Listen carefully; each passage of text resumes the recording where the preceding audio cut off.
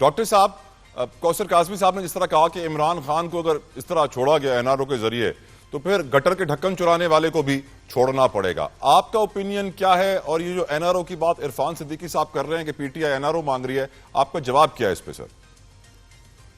देखिए, इस तरह है कि अभी इन्होंने बात की है वो जो गौहर अयूब साहब इनकी पार्टी में थे, हमारी पार्टी में तो नहीं थे, इनके फॉरेन मिनिस्टर थे। तो जब फॉरेन मिनिस्टर बनाया था तो उसके बाप दादा के चेक कर लेते, उस वक्त तो आपको नहीं हुआ था।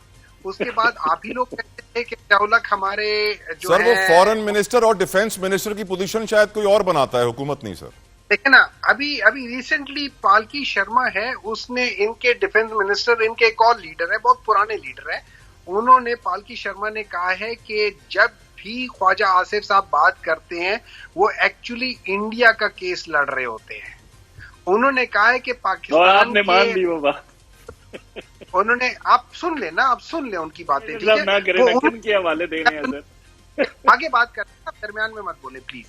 अच्छा, उसके बाद फिर ये सारी बातें अपनी जगह पर है। अब आ जाते हैं जी, देखें ये जो कह रहे हैं ना, देखिए इसराह बेनजीर भुट्टो साहबा का एक इंटरव्यू में सुन रहा था, उसमें वो जिक्र कर रही थी अल तौफीक ट्रस्ट का कह रही थी, और उसके अंदर मेरे ख्याल में वो यूके के कोर्ट की बात कर रही थी जहां पे हुदैबिया पेपर मिल और उसके रियाज से एवन फील्ड की सारी चीजें।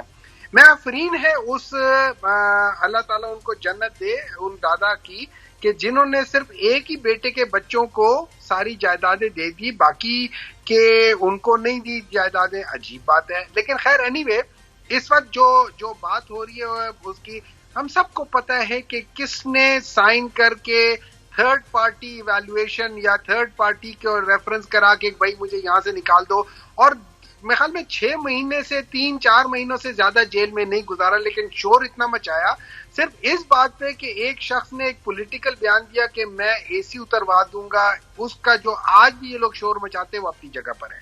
रही बात इमरान खान, अगर इमरान खान ने एनआरओ लेना होता ना, वो आज से मेरे ख्याल में कब 1.5 साल पहले इमरान खान जेल से बाहर होता या बनी गाला में होता, लंदन में होता। क्यों? उसको कहा गया था कि 3 साल के लिए खामोश रहो और जहां मर्जी जाओ। इमरान खान ने कहा 3 साल की छोड़ो, मैं 3 सेकंड के लिए भी खामोश नहीं रहूंगा। अगर उन्होंने करना होता तो वो बहुत पहले कर चुके होते, वो बहुत पहले कहीं ना कहीं कुछ ना कुछ कर करा के निकल गए होते हैं। और मैं इसकी मैं फर्स्ट हैंड आप क्या कहते हैं, इमरान खान मंडेला बनेगा या भुट्टो? देखिए, इमरान खान ना मंडेला बनेगा ना भुट्टो बनेगा। भुट्टो ने बहुत सारे गलत काम किए, लेकिन भुट्टो एक उसूल पे खड़ा हो गया तभी आज तक जिंदा है। आज अगर मियां नवाज शरीफ साहब का कोई मतलब पॉलिटिकली वो बिल्कुल खत्म हो चुके हैं, उसकी वजह यह कि वो कभी किसी एक बात पे खड़े नहीं रहे, इस वजह से हो गए। लेकिन मेरा जो असल चीज है ना, जो आपने शुरू में कहा था, देखिए आपने शुरू में कहा था, मैं मान लेता हूं, मैं मियां नवाज शरीफ साहब को क्रेडिट दे रहा हूं, लेकिन मुझे बात बता दें, इसमें मरियम नवाज और मियां शहबाज शरीफ का तो कोई रोल था ही नहीं उसमें। Why are they on that thing? कि अगर हम 1998 के 28 में कर रहे, ये तो कहां से बीच में आ गए और टपक पड़े। तो देखिए, जब हम मस्ख करेंगे ना तारीख को तो इस तरीके से होगी। अब बात आ जाती है असल चीज इंपॉर्टेंट। अगर आप पाकिस्तान की स्टेबिलिटी, इंटरनल पॉलिटिकल स्टेबिलिटी, आप मेरे ऊपर इल्जाम लगाते हैं, बिल्कुल लगा लें, मैं आपके ऊपर इल्जाम लगा सकता हूं, 10 और चीजें बता सकता हूं, और भी मैं आपको रेफरेंसेस दे सकता हूं, लेकिन उससे क्या इस मुल्क को फायदा होगा? नहीं होगा। इस मुल्क से फायदा सिर्फ एक चीज होगी कि पॉलिटिकल स्टेबिलिटी आई है। याद रखें कि ह्यूमन राइट्स वॉचडॉग वालों ने जो है, उन्होंने पाकिस्तान को ऑप्रेसिव रिजीम कहा हुआ है। ऑप्रेसिव रिजीम कहा हुआ है, उसका मकसद ये है कि यहाँ पे लॉ एंड ऑर्डर, लॉ का जो जुडिशरी सिस्टम है वो खत्म हो गया। जो पीसीओ जजेस थे उनको हमने खत्म करके हमने एग्जेक्टिव जजेस ले आए हैं। हमने वो जजेस ले आए हैं, वो बेंचेस ले आए हैं जो हम टोटली अब एग्जेक्टिव के कंट्रोल में, एग्जेक्टिव जो चाहती है वो करेगी, जो नहीं चाहती वो नहीं करेगी। डॉक्टर साहब ब्रेक भी आ रही है, डॉक्टर साहब ब्रेक भी आ रही है। मैं चाह रहा हूं कि मैं एक जुमले के ऊपर काज़मी साहब का जवाब ले लूं ब्रेक पे जाने से पहले। काज़मी साहब, बहुत सारे लोग कहते हैं कि इमरान खान अगर जिंदा निकला तो मंडेला बन जाएगा, जेल में मर गया तो भुट्टो बन जाएगा। आप जल्दी से मुझे जवाब दे दें इसका। देखिए, मंडेला का तो वो सारा मामला, अलीमा खान की अभी स्टेटमेंट मैंने आपके सामने रखी है। दूसरा, इन्होंने कहा जी नवाज शरीफ किसी बात पे खड़े नहीं होते। फिर इन्होंने भुट्टो के खड़े होने का सबूत दे कि भुट्टो जिंदा, बेशक भुट्टो जिंदा, लेकिन उस शख्स के हवाले से कह रहे हैं कि जो ह्यूटन का बादशाह है, जो ठीक। आज तक अपनी किसी एक बात पे कायम नहीं रह सका, उस इमरान खान के हवाले को सामने रख के कह रहे हैं कि कोई और बंदा खड़ा नहीं होता। एनआरओ तो पीपल्स पार्टी को भी मिला है, एनआरओ तो पीएमएलएन को भी मिला है। तो अगर आज पीटीआई को एनआरओ मिलता है तो इस पे आपको एतराज क्या है और क्यों है सर? पहले मुझे एतराज है अपने भाई सेनेटर हमायूं मोमन साहब की एक बात पे, बस तो 1 मिनट से कम लूंगा आपका टाइम। जतोई साहब, इन्होंने हवाला दिया उस शख्स का, गौर अयूब का, कि जिसके वालिद को फील्ड मार्शल होते हुए भी ये हिम्मत नहीं हुई कि वो मुल्क का दिफा नाकाबिले तस्खीर बना सके। जिया दौर में जो एटम बम तैयार था और उसका जो बटन है वो नहीं दबा सके, वो भी एक आमर जर्नैल थे।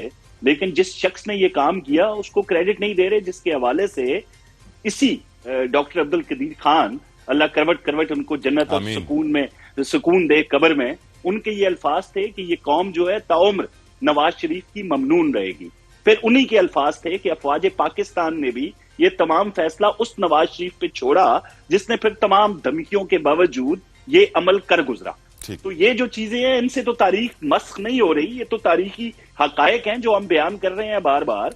भाई, बनाने में और करने में बड़ा फर्क है। बेशक जिन्होंने बनाया कमाल किया, लेकिन सख्त प्रेशर में जिसने ये काम किया उसका बहरहाल क्रेडिट बनता है और बहुत ज्यादा बनता है। My question. अब आप आ जाएं एनआरओ की तरफ। एनआरओ की जहां तक बात है मेरे भाई, हमने तो ये बात हमेशा डे 1 से ये कर रहे हैं कि एक बंदा जो अरबों की चोरी में मुलव्वस होकर जेल में है, उसको किसी एग्जीक्यूटिव ऑर्डर के तहत नहीं छोड़ा जाता।